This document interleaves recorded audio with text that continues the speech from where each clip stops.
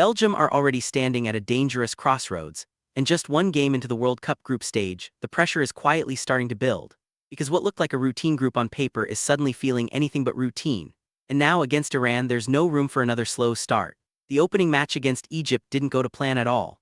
A 1-1 draw, missed chances, and a performance that left more questions than answers. Even when Romelu Lukaku came off the bench, it changed the rhythm instantly. His presence alone forced the equalizer through sheer pressure. But that only made the biggest question even louder: why wasn't he starting? Because right now Lukaku is not the automatic first choice. Charles De Ketelaere has been trusted to lead the line, bringing more movement and link-up play. But the problem is simple: Belgium look more fluid with him, yet far more dangerous with Lukaku.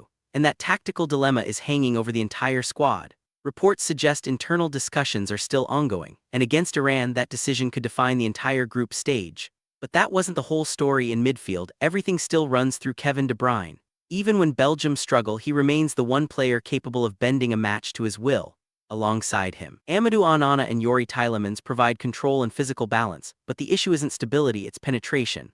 When defenses sit deep, Belgium often slow down, and that's exactly the trap Iran are expected to set. Because Iran don't need possession to be dangerous. They wait, they compress space, and then they strike. That's what makes this matchup so uncomfortable. One mistake in build-up, one lazy pass in midfield, and Belgium could be chasing the game again. And what happens next could shock everyone. At the back, things don't look much calmer.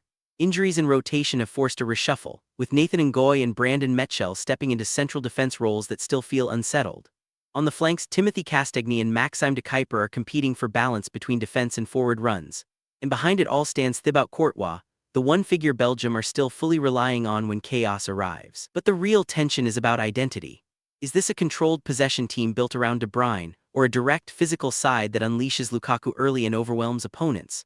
Right now Belgium are trying to be both, and it's not quite clicking yet. So here's where it all comes together. The predicted lineup suggests Courtois in goal, Munir, Ngoy, Metchel and de Kuiper in defense, Onana and Tielemans holding midfield, Trossard, De Bruyne, and Doku supporting De Ketelaere, with Lukaku waiting in the shadows once again. And that final decision might be the real headline. Because if Belgium starts slowly again, Iran won't need a second invitation. One moment of hesitation could turn this entire group upside down.